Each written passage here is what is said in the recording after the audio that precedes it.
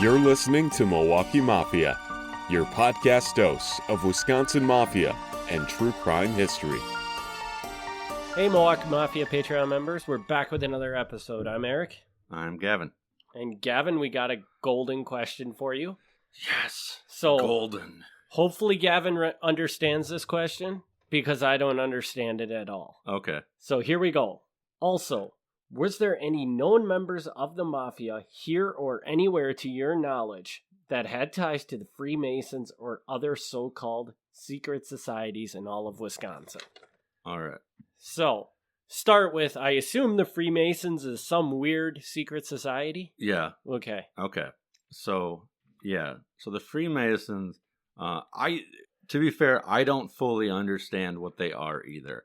They are a secret society, and you join them, they have meetings, they have like weird little ceremonies they perform. My understanding is they're probably just a bunch of local guys, usually like business owners or people in the community, who get together and have meetings and just don't want to tell their wives what they're doing.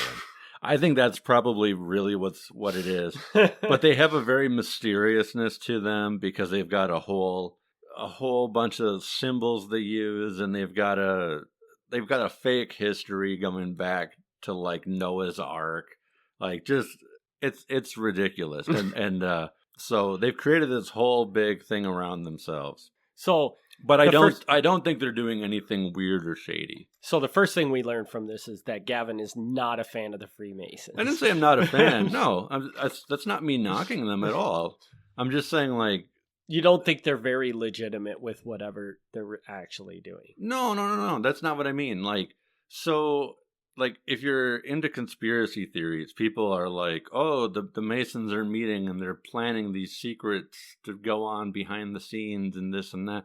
And, like, I don't think that happens. I think these are just guys hanging out. So you think it's just a group of guys sitting in a bar talking about how to hack their Fire TV, basically? Yes, but not in a bar, but yes. I mean, it's a secret society, but the problem, like, it's not very secret because, like, you know where their clubhouse is. Like in Appleton, the Outagamie County Museum, or what they now sometimes call the History Castle, that was the Masons Club. Oh, okay. Yeah. And in Kaukauna, the Masons had a clubhouse, and they still have they haven't been there in decades, but their symbol is still on the front of the building. So it's like they're not hiding where they are. Yeah. But it's just a secret. People have dreamed up things they could be doing when they have these meetings, which probably are not at all true. Right. Okay. So from there, we're going to take a wild detour from this question. Are you ready? Okay. So here's the thing. Have there been members of the Mafia who were members of the Freemasons? I'm sure that there is an exception, and yes, generally speaking, probably not, because one, the Freemasons ban anybody from being a member if they have a criminal history.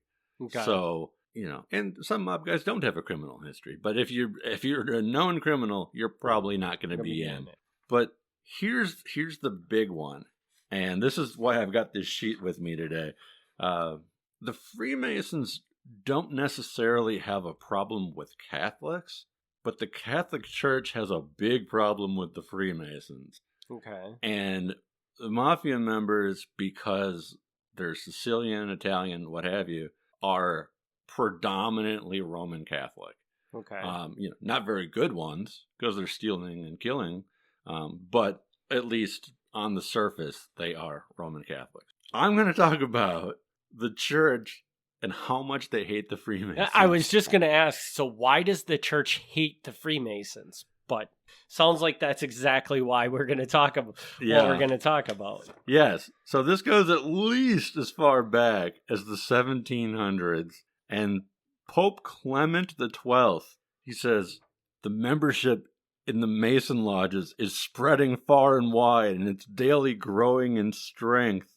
You have to watch out. In the nature of crime to betray itself and show itself by its attendant clamor. Thus these aforesaid societies have caused in the minds of the faithful the greatest suspicion, and all prudent and upright men have passed the same judgment on them as being depraved and perverted. For if they were not doing evil, they would not have so great a hatred of the light. So translate that into English. So what he's saying is he's not saying anything specific that they're doing wrong. Just by the very fact that they're having secret meetings, he's like, they're clearly doing something wrong. Because unless you're planning crimes or government conspiracy or something, why you wouldn't hide it. Yeah. So he's like the Pope's like, Masons aren't cool. We don't know what they're doing, so it's probably bad. This is where this starts. And this goes on. So then, 100 years later, Pope Pius IX says, I condemn the Freemasons who have come forth from the darkness to destroy and desolate both the sacred and the civil commonwealth. Pretty sure the Freemasons are not trying to destroy and desolate the church or the government. But again, this is what the Pope is saying. He then, a few years later, the same Pope goes on and says, some of you may perchance wonder that the war against the Catholic Church extends so widely. Indeed, each of you knows well the nature, zeal, and intention of these secret societies, these Masons. When he compares them with the nature, purpose, and amplitude of the conflict waged nearly everywhere against the Church, he cannot doubt that the present calamity must be attributed to their deceits and machinations for the most part. For from these, the Masons are the synagogue of Satan. Okay, so I gotta pause right here. Uh-huh. I assume that these Freemasons, this must have been a huge thing at some point in time. Yeah. Because why would so many people be talking out against them if it was just a bunch of dudes sitting in a room? Like, there must have been wild rumors about what these people were doing. Oh, yeah.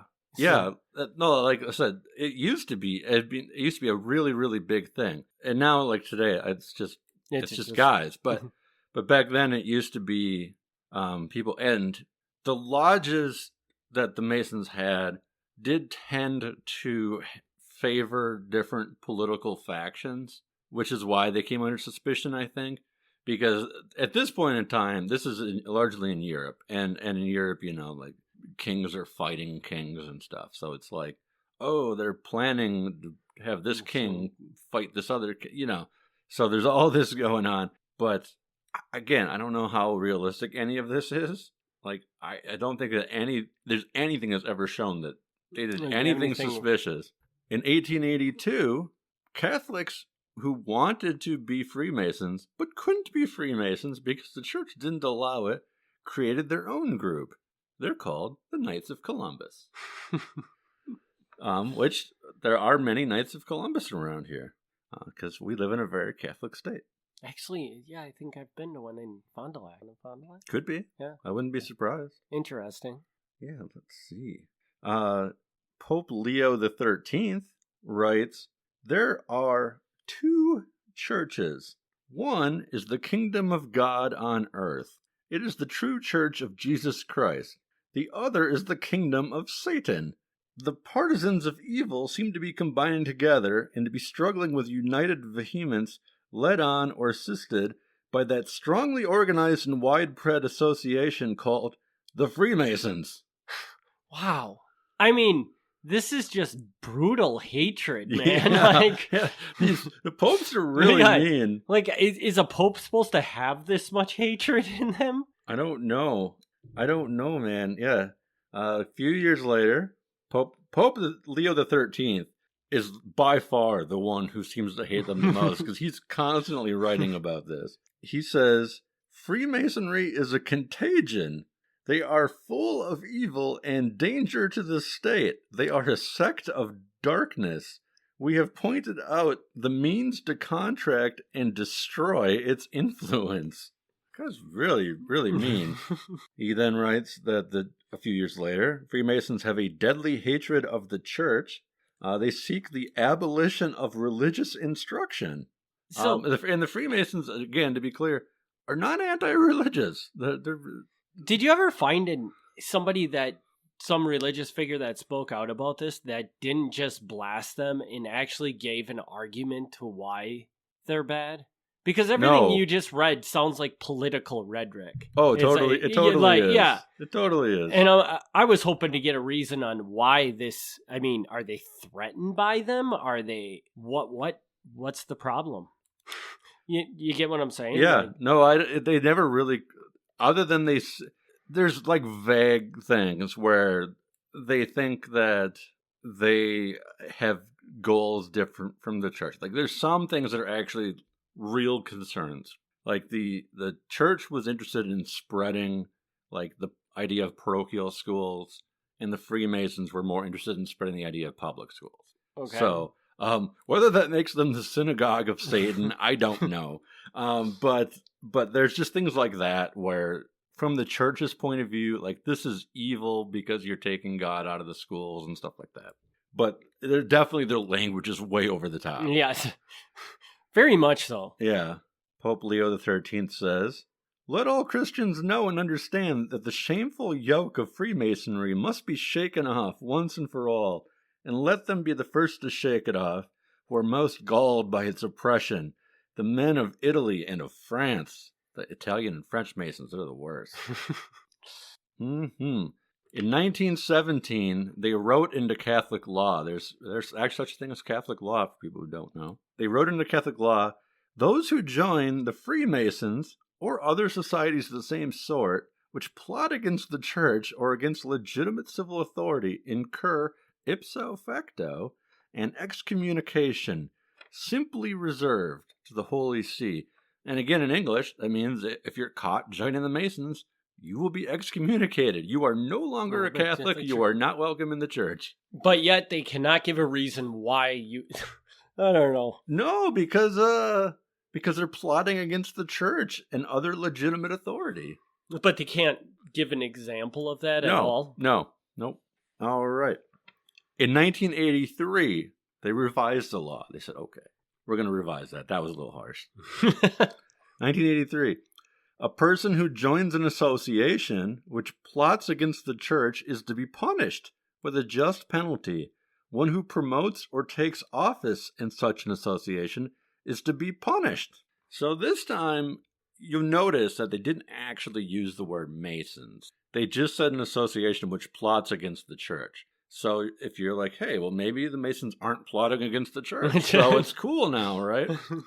And they said, okay, maybe we should have been more clear. When we changed the wording, we weren't changing it to say you can now join the Masons. That isn't what we meant. Let's clarify that law. Let you know that if you join the Masons, you're still in a state of grave sin. And if you do try to go to church, we will not give you Holy Communion. No, you still can't join the Masons. It's not okay. I don't really know what to say, man. Yeah. As recently as April 1985, Cardinal Bernard Law in Boston wrote a letter to all the bishops in the United States. He says, just a friendly reminder to everybody. No Freemasons. No Freemasons. So this isn't just a European thing. Just remember, if anybody in your church is joining the Freemasons, kick them out. Yeah. Okay. Well.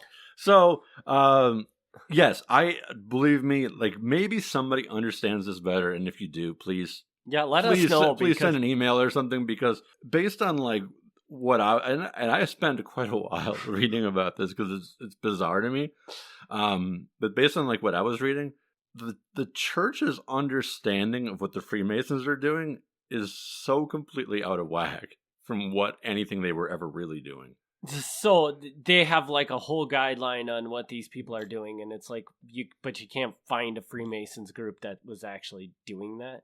Well, like they're never specific. They don't point out names or instances or anything. They just say that they're plotting against religion. They're plotting against the church and the state. But again, like other than like sometimes they'll occasionally let in things, like I said, like the pushing for non-religious schools, things like that. Which I get it. From the point of view of the Catholic Church, that's crappy. Like, you would rather people went to a Catholic school. I get it. But they're pretty extreme. Yeah. I would almost feel like they're threatened by the Freemasons just because it's kind of a group that you can cling to and be a member of. In a way, the Freemasons in the church are kind of similar. Yeah. Because, I'm curious where you're going to go with that. But well, yeah. I mean, so they're threatened by them. Yeah. Like that they're doing, they could potentially take a piece or become a more recognized group than the actual church is or something. I don't know. Sure. I'm trying to twist it into something that makes sense, but I don't know that this really makes sense, this hatred of them. Yeah. And I say, if somebody wants to explain it, I mean, maybe I just don't understand, like, the Freemasons, so I don't get it. But to me, like, when I think of the Freemasons, I think of them the same as the Elks Club, the Lions Club, or any of those other groups. I'm like, these are a bunch of guys meeting, like, once a week and doing, like, fundraising and stuff. They're not doing anything really weird. I feel, and they're more secret about it. Like, no one's allowed to attend their meetings. So there's that. But, like, I don't think that that's because I don't think they're, like, getting naked and throwing blood on each other. I feel like I watched a documentary about these people at some point. Okay. And don't quote me on this because, and please, well, you can write in and blast me if I'm dead wrong on this, but I feel like the Freemasons have kind of the persona that they had the power where they were kind of running things. Mm-hmm. They were controlling the government and things like they had an idea that they were a very, very, very powerful organization. I don't know that there's any evidence to suggest that, or if that's just the conspiracy theorists' whacked out perception of them. But that's kind of what I feel like the Freemasons were at. I don't think they're that now, but I think there may have been some truth to that a very long time ago. Yeah, like when I'm talking like early America time frame, like right. Like I feel like this documentary suggested that George Washington might have been a Freemason. And he probably was, or something. Yeah, like he's that. the kind of guy who would be. So that makes sense. Yeah, but yeah, I mean, if you're talking like the 1700s, 1800s, and you're saying that they're plotting these terrible things, there may be some truth to that, just because there were so many revolutions and government overthrows in the late 1700s to mid 1800s, like the United States and France and Italy and some other places. I mean, I guess it's entirely possible that these guys are meeting at the Freemason Club and being like, hey, let's overthrow the king.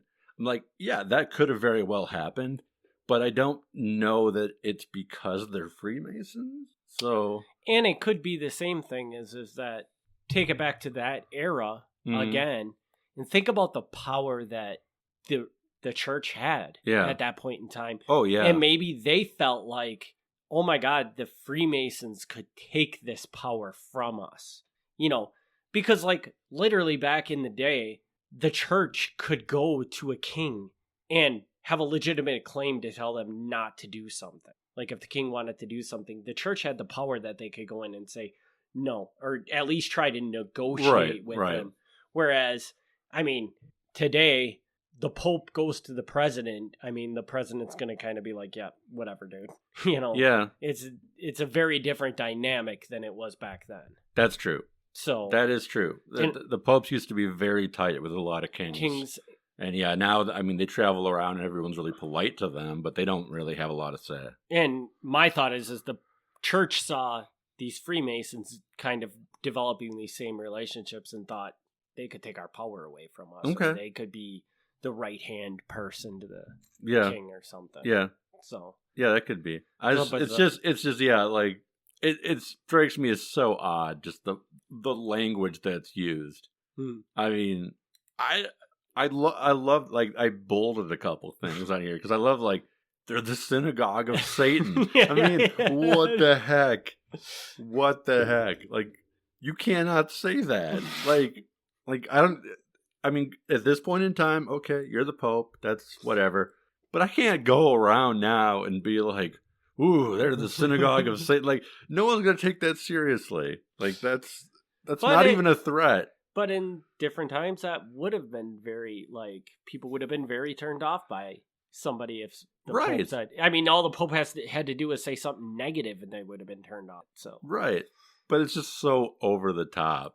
It's so over the top because it's like implying that these guys are secretly meeting and worshiping the devil, which I'm pretty confident they're not. So I'm curious, when you were researching this question, yeah. did you look into any other, because like he says, any other secret societies?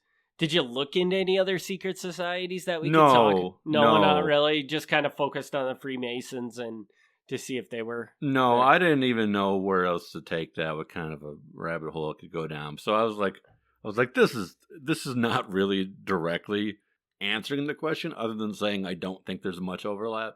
But I did find this cool story right here. Yeah, but I'm like, but I'm going to tell this anyway because if people don't know, and I didn't really know. I knew there was like Freemasons and Catholics don't get along. That part I knew, but I didn't know it was like this. Yeah. So, well, all right. Well, that was kind of an eye opener and way, way off topic. So, Yeah. So if anybody's offended by how far off topic we went, we do apologize. But that's I don't apologize. That's kind of this is the Patreon. Yeah, I can do what I want. That's the fun of the Patreon. So you're gonna like some, you're not gonna not like some. Yeah.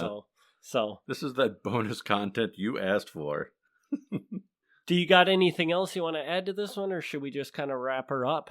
No, I've got nothing else again other than to say once more, if somebody used to be or is a member of the Freemasons and you want to kind of like explain this, I'd be curious and I'd be willing to, give a brief follow up to people because I don't know what they do at meetings. So I mean, again, they're not worshiping Satan, but maybe they're doing something that the church could take offense to. I don't know.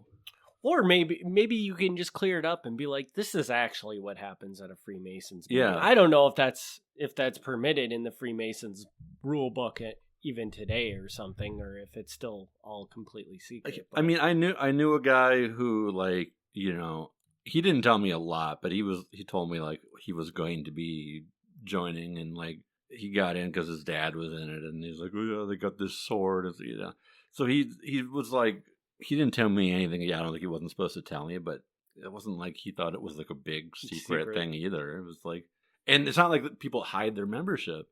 People put it in their obituaries. They put it on their gravestones. Like walk through a cemetery, there's Mason symbols on graves all over. Yeah, like it's not that big of a secret. So interesting. All right, well, that'll wrap this interesting episode up, and we will be back next week with a regular Mafia episode, and in 2 weeks with Patreon. So, Thanks again, everybody, for your continued support, and we'll see you next week. All right, thank you. Thanks for tuning in to the Milwaukee Mafia podcast. Join us next time for another look back at Wisconsin Mafia and true crime history.